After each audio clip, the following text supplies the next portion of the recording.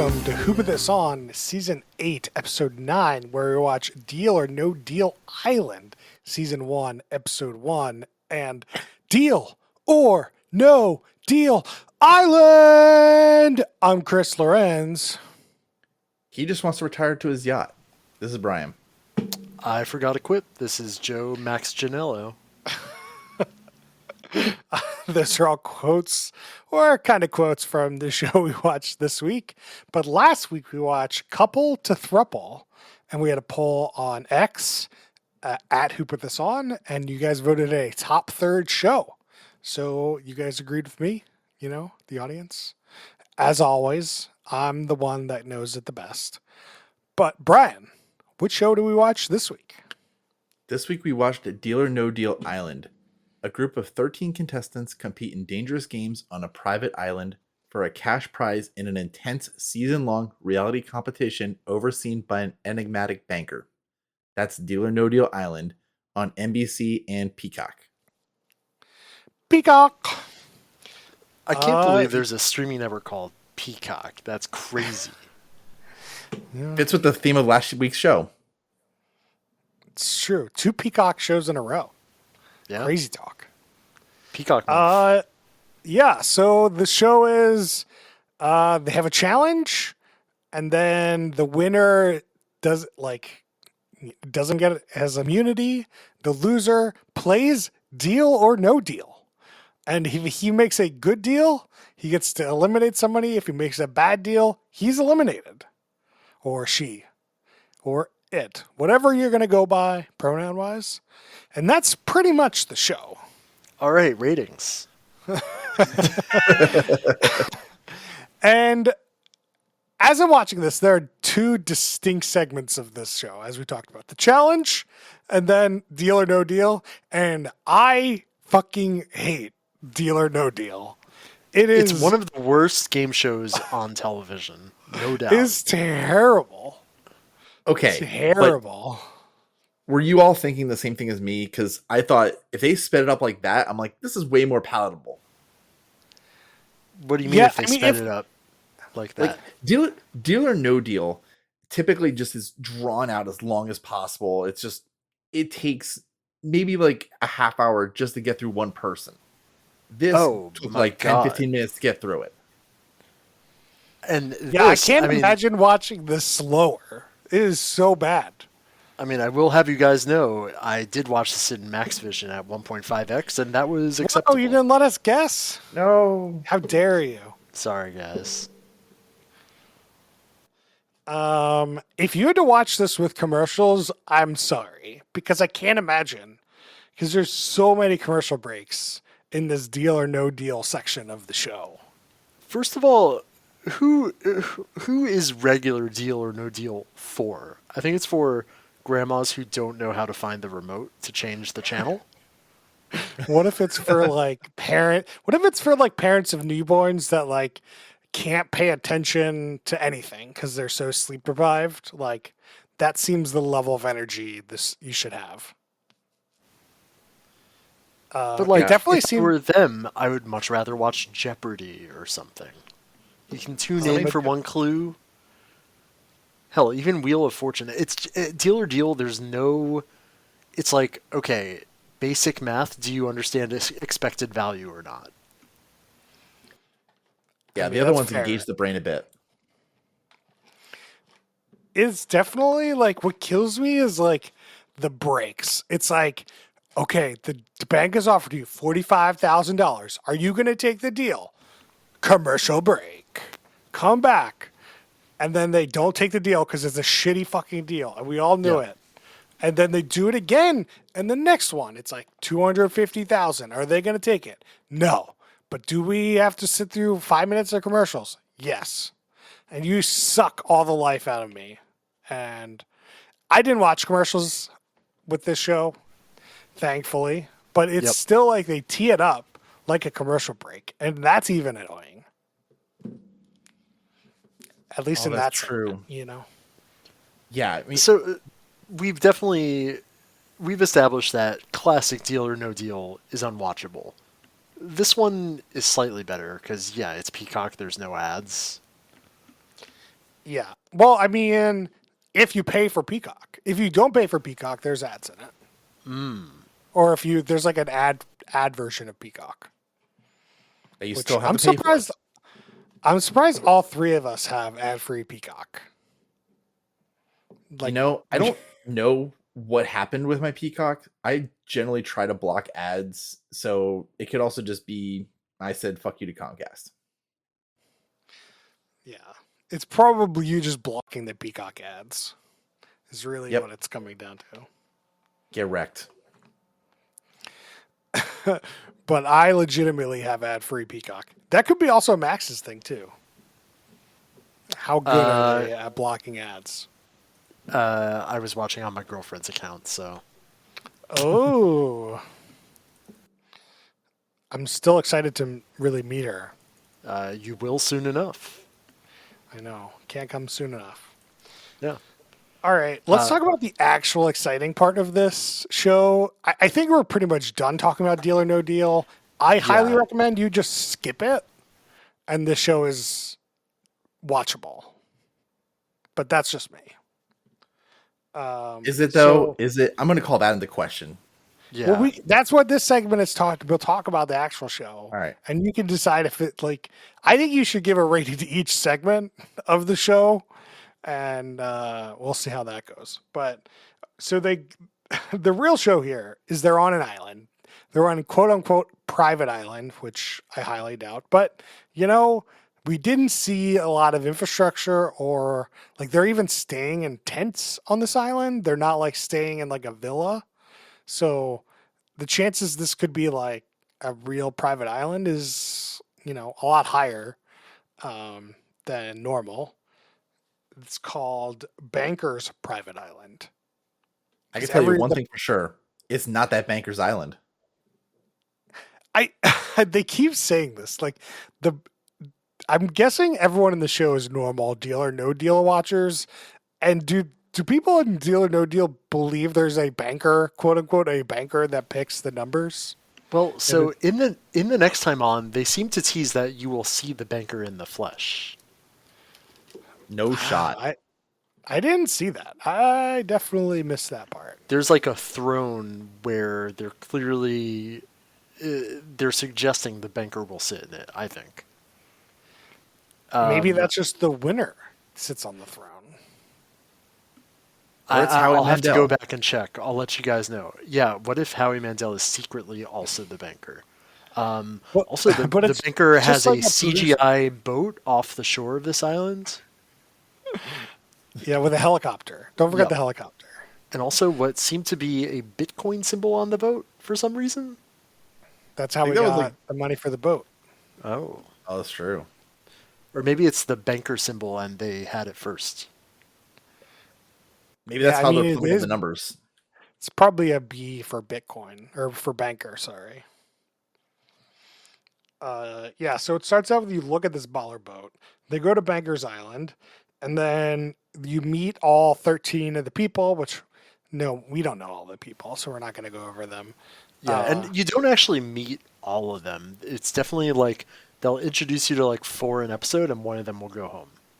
Yeah, we'll talk about the people, but then they go right into their first challenge where they have this helicopter that drops off cases from Deal or No Deal into a I don't know, a mud pit? Bog. Some sort of the worst mud pit I've ever seen on a reality show. It's big. You gotta traverse this thing. It's not just go in there and fight. It's it's big. Yeah, the whole thing is how athletic are you to get through this bog pit to find a decent number and get out? Because there's a 70-year-old person on the show and she clearly cannot do this. I don't know how she ended up doing this. Overall, she must have just clung onto the side or somebody eventually helped her. It's unclear. They kind of fast forward her making it to the end. Yeah. I mean, they just show her trapped when everybody else is just waiting for her. They had to have helped her. Yeah. So So the first challenge is all 13 of them have to get a case from this bog. And the one with the highest number has immunity, and the ones with the two lowest numbers are up for elimination. So the winner gets to pick who goes in and plays Deal or No Deal at the end. But there is a twist. Brian, what was the twist? The twist is that there are 2 red cases among these other cases. One of them contains a low dollar value, so you're almost assuredly going in there. And then the other one is a steal, where you can steal from somebody else. But you also don't know their values. That's correct. Yep. Which is, you could have stolen the lowest value, but the chances are low. They're like 1 in 12 if you steal. Well, we find out that for some reason, no one picks the red case because they don't want a target on their back, obviously. And the like old lady decides that she wants to go back in for the red case when the bank offers $10,000 to do so. Well, she thought she had the lowest value, which is correct. What was her lowest value? 7,000. She had $7,000 case. Okay. Then that makes a lot more sense. But like, she barely got there. How is she going to go back into that mud? I was like, oh my God, if I was on that. I mean, I don't think there's a time limit. I know, but it's probably hot and you're muddy. And well, I actually don't know if it was hot. Here's the options I see them. You get a steal and you can get a higher dollar value, or you get trapped in the mud and get sent home. Or you get a case that also has a low value and you've lost nothing. Yeah. There also is a So- pivotal thing here where another player or contestant went in and helped the old lady by getting the red case and bringing it closer. So she didn't have to actually How'd go that in work out for him? Yeah, so surprise alert, he got target on his back for doing so because there's, you only need the smallest thing for like the first episode target. And he was eliminated. Yep. Spoilers. I also don't like it. We'll get to the elimination, but I don't like it. Yeah, I don't know. We Whatever. already spent 10 minutes on the elimination. Yeah. We- Okay, I we mean, just spent 10 minutes on Deal or No Deal. so okay, if you win the Deal or No Deal game, which you do by getting better than the banker's offer, do you win? Do you get to stay on if you take the banker's offer? Yeah. So if, you have $10 in your case and then the banker offers you like $50,000 and you take the banker's $50,000, you won because you got more than what's in your case. Okay. Which I mean, well, they didn't really explain how the end was going to work. So this guy, Aaron, just makes it- Aaron, yeah, single A. he makes it to all the way to the end of Deal or No Deal, which is pretty impressive. I was kind of confused because like the last offer was $450,000 or something, and I guess that's the banker's deal that they were going to work on. So if he had more than that, he was going to win. If he had less than that, he was going to lose. Which, sure, but that's I how don't it know. would work. The whole rules time. make no sense in this fucking show. And then if you win the Deal or No Deal, you get to just choose one person to go home, and that's that. There's no group voting or anything. I think that's shit. Like, you should get to choose somebody to go home if you like win an interesting challenge. But no, you just won Deal or No Deal. This is sucks Deal or No ass. Deal Island, Max. You I gotta know. play Deal or No Deal. Who is this show for? They also People- called the people who elimination area the temple, and I thought that was really obnoxious. Like they I go into mean- the temple. I mean, like, I feel like Survivor, it's usually something stupid like that too. The fire zone or something. I don't know. It's not called the fire zone. It's what is that? What are they? I don't know what they call it. Oh, my brain's freezing. The campfire, the fire circle, the Boston I'm just- Rob's Emporium. Yeah, I mean, but like they call it the temple. The temple is like This is definitely like a religious connotation word. It's like, so I'm assuming everyone on the show treats Deal or No Deal like if you were to go to the studio, would treat it like a temple. So I feel like it's fitting for the What people if on the show. what if the banker is actually an allegory for God? I mean, he is. Yeah. You never see him. He provides judgment, He you know, definitely works in mysterious ways. for sure. Yeah. Well, you heard it here first, folks. We've discovered the identity of the banker. It's an algorithm designed by a set of, programmers, and the producers just pick from some algorithm, probably. Speaking of contestants on the show, we have the most famous contestant is Boston Rob. He is from Survivor. He has played Survivor 6 times, and he's won once. He's met his wife on Survivor. He is known as a villain in Survivor, and it's brought up a bunch of times in this episode.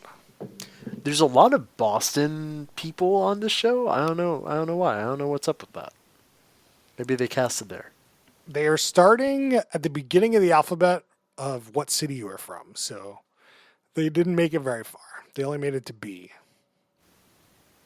They got a couple from Albuquerque, a couple from Albania, and Boston. Yep. I'm just making that up. Um, Boston Yeah. Rob is definitely trying to like control the game. And this is what I find the most entertaining of the show. And I think this is what they want. They like they have a lot of good film on like this part of the show with Boston Rob and him trying to collude with people and set up alliances and just, take control of this game. But to Max's feel like- point, yeah. the elimination, he doesn't have a lot of say in who gets eliminated. Right. Like the whole game here, the social game sucks because there's no like group voting. It's like one person who by chance happens to get the worst value and by chance happens to win or lose Deal or No Deal, then gets to choose. It's just boring because there's no thinking. But if you like Deal or No Deal, it's exciting.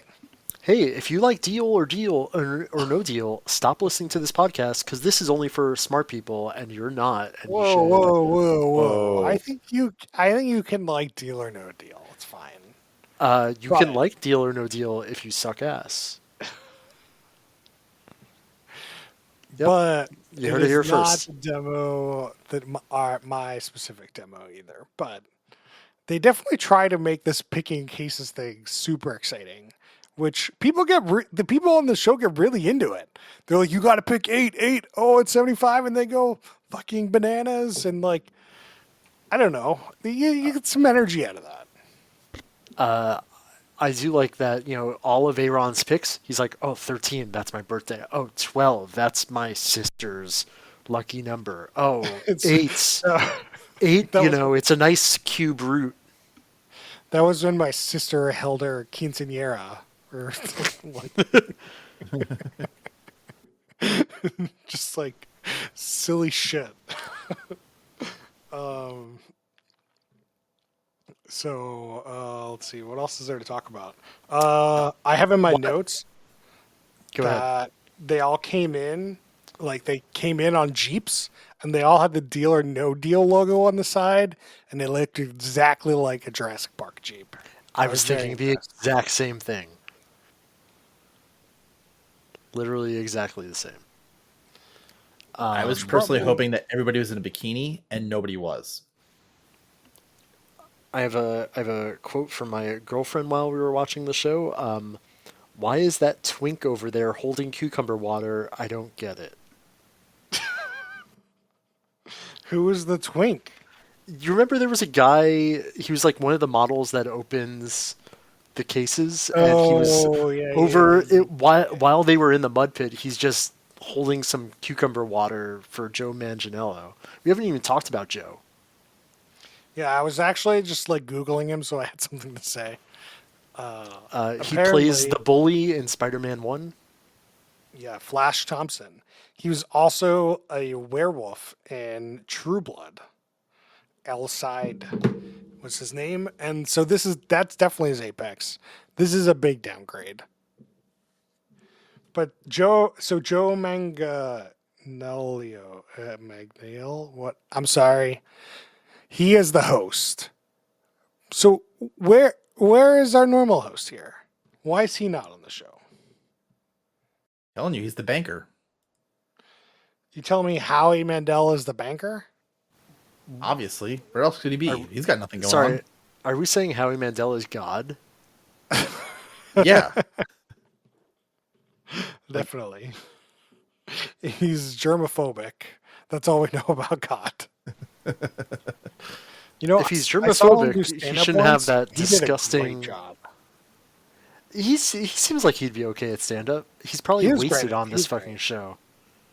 He's been wasted on Deal or No Deal forever. Yeah. But you know, when you only have to work like, I don't know, 2-3 weeks out of the year, that's like the best gig of Oh, yeah. anyone's life.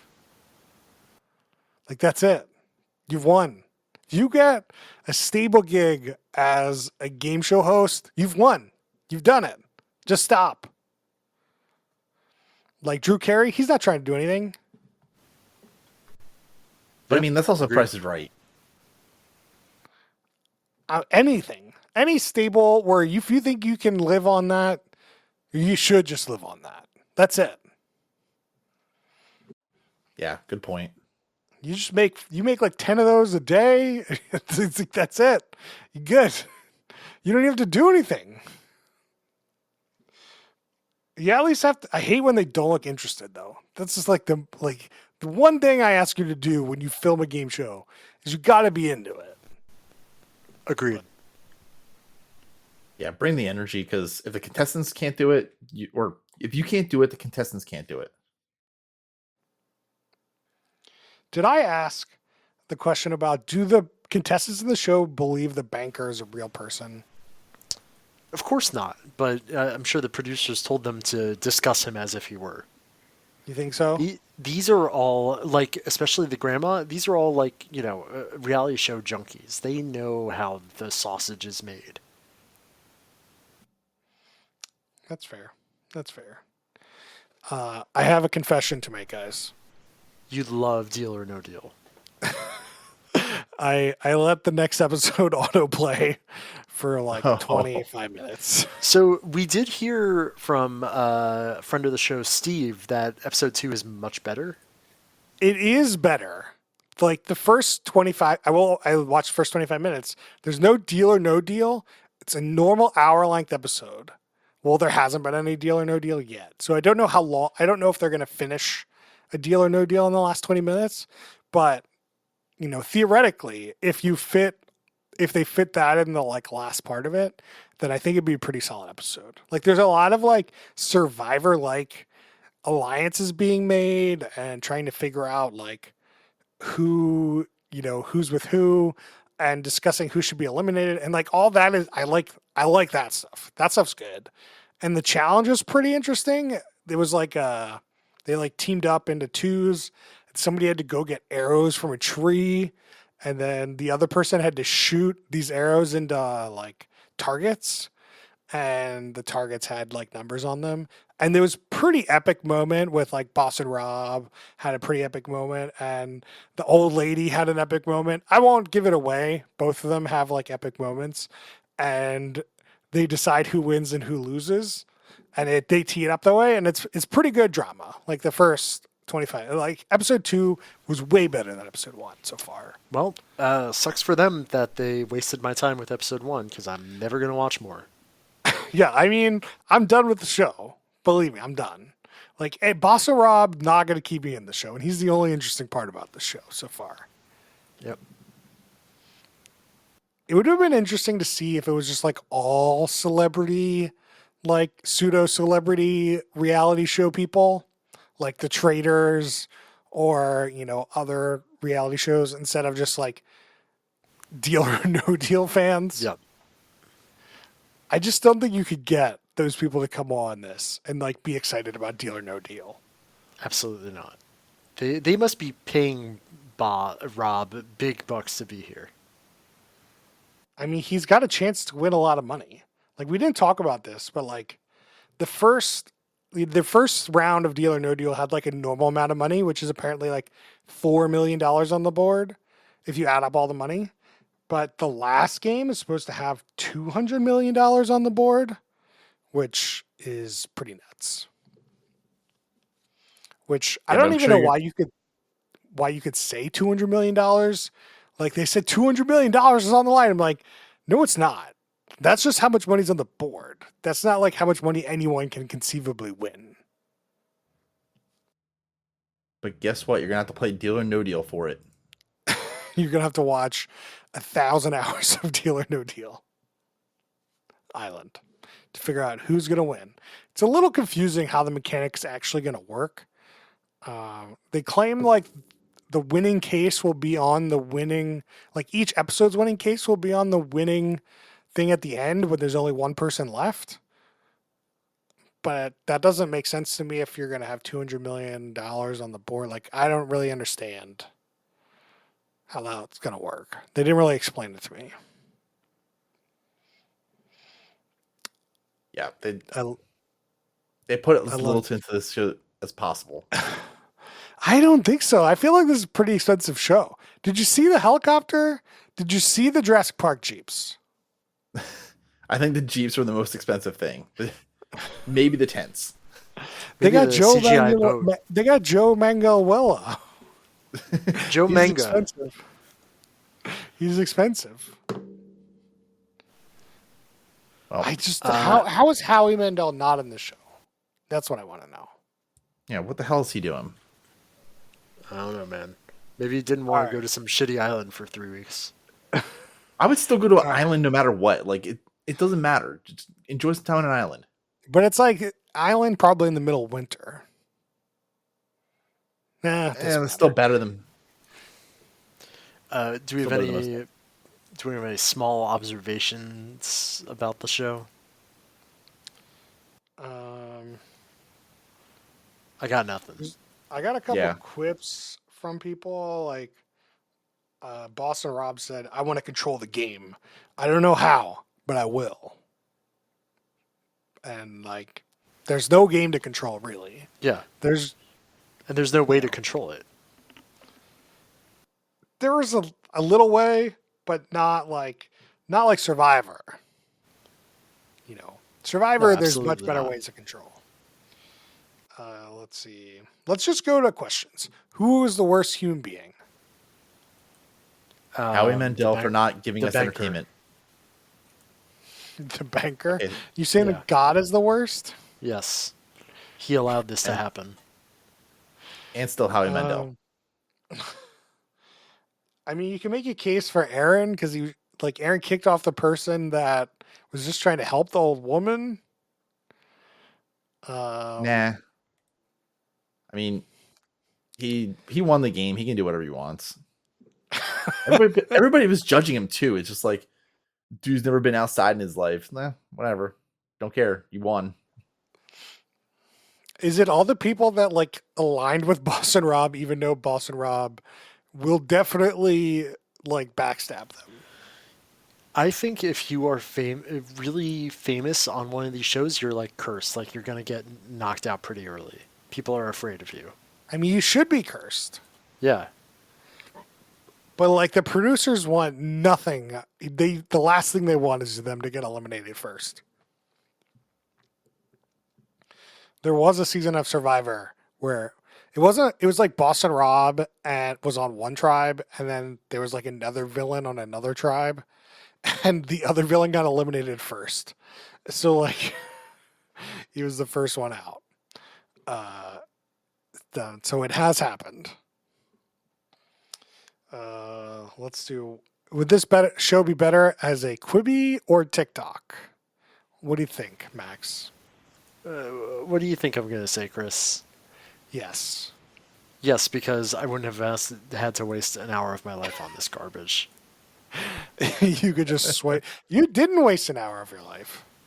Mister 1.5x. I wasted 45 minutes of my life. You, Brian, what do you think? I absolutely think this would be better as a Quibi because I can cut out so much of this. Just put the little competition in the beginning, and I'm good. And even that's a little bit boring. All right. Yeah, I mean it's just a different show. I don't know. Be tough. So I'm gonna go with no. Let's do some drinking rules. Obviously, I think the classic one here is you take a drink every time that the banker gives a deal, and every time it's decided whether they take the deal or not take the deal, take another drink, because that's like you got like a lot of time between those two, usually. A lot of commercials. Max, I'm sure you have a Okay. great drinking rule. I do. So you're going to want a shot glass and a large cup. Every time they mention the banker, you're going to fill your shot glass with something and then put it in the large cup. So you're sort of building a bank, so to speak. And then whenever they mention the cash prize, you drain the bank.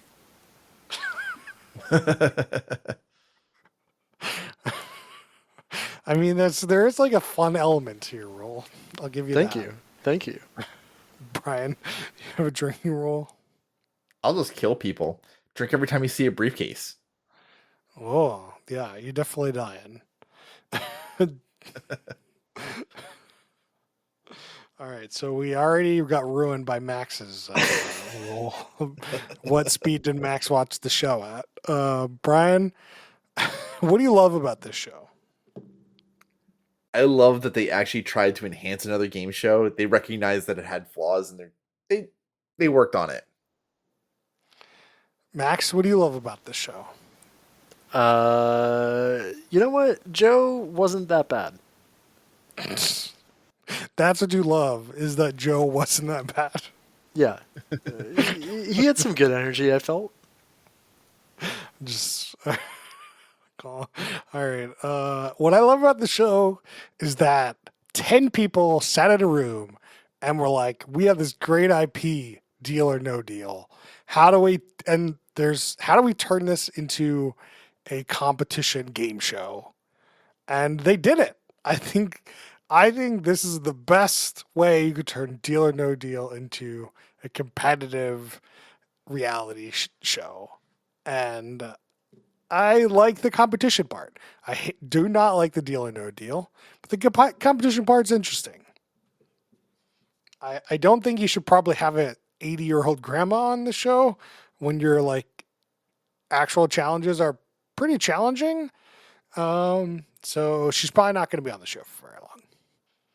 But you know, that's what I love about the show. So now we do ratings. We do a stack ranking system between top, middle, and bottom third. Max, what do you give me? What do you give me? Bottom, bottom third, middle of the bottom. I'm not going to justify myself. Brian. Okay, I'm going to go bottom third, but maybe top of the bottom just because of the social elements that are there and hearing that it was a better show episode 2. I still don't have faith in it, but you know, I would give it another shot just for episode 2. I'm going to go middle third because I think half the show is good and half the show is awful. So half the show gets top third, half the show gets bottom third. We'll meet in the middle with the middle. And Noah, unfortunately, was sick tonight, but he did watch the show and he gave me his rating. He said, bottom, middle of the bottom, the show followed the Survivor script too much and just rebranded it to DOND. I love the acronym. Production quality is great, but bottom for it calling it on creativity and just so difficult for keeping my attention. So the last sentence didn't really make that much sense, but I do have some they have like a Survivor segment where they talk about like alliances and who's voting for who and stuff, but that's the only Survivor like thing in the show. Like they didn't Yeah, ape anything Survivor, like there's no like votes There's like the challenges are very different than Survivor. Yeah, they So didn't really like. I don't get the whole Survivor thing, but I kind of see it. Maybe just because like it's an island, like it felt like it. any show that is set on an island, Love Island, so much like Survivor. Survivor. I would say BIP is not like Love Island. We're talking But about it's like Survivor. Survivor. You know what I mean. It's not like Survivor. I know, I agree. I also don't think this show show is one element of Survivor. I'm sure I mean, it'll a key get more element. Survivor-like. I think Steve said it gets more Survivor-like. Well, the second episode's very like the good part is what is like the Survivor element, which Yeah. is also why I don't think it's very good because the Survivor element they like push it, but it's not Survivor. It's nothing, nothing's gonna make it Survivor, you know. Anyway, that's it. Tell us what you thought about this show on X at Who Put This On. We'll have a poll up. Let us know what you thought. And now we're going to do some shout outs. So last week we watched Couple to Thruple, and I've been side watching Couple to Thruple. And I do think that it suffers. Episode 1 is very representative of the full show. It's overly long and overly edited. Like there's a good show here if you could cut off all the fat, but you do really get to know all these people, and these people are nuts, and it ends up being really fun people watching. Where it's like, not only do you get to watch the couples and deal with their like, how do we add this third person? You also get to deal with the singles that come in and what kind of people sign up to be in a thruple. Like all these people know they're coming on a thruple show, which is great. Like so many times we watch these shows that you don't like, they didn't know what they were signing up for. And it's like, I didn't really want to be in a, who can dress like a baby the most, kind of reality show or something like, whereas like all these people want to be in a thruple. It reminds me a lot of the tiny house hunters kind of shows where like you could just be like, who the fuck wants to live in a tiny house? I'm like, oh, that person. That's definitely a tiny house person. And that's what I want to say about the show. Does it get more explicit? Not really. There's like we saw a boob flash in the first. Again, I've only half watching it, so I probably missed, whatever.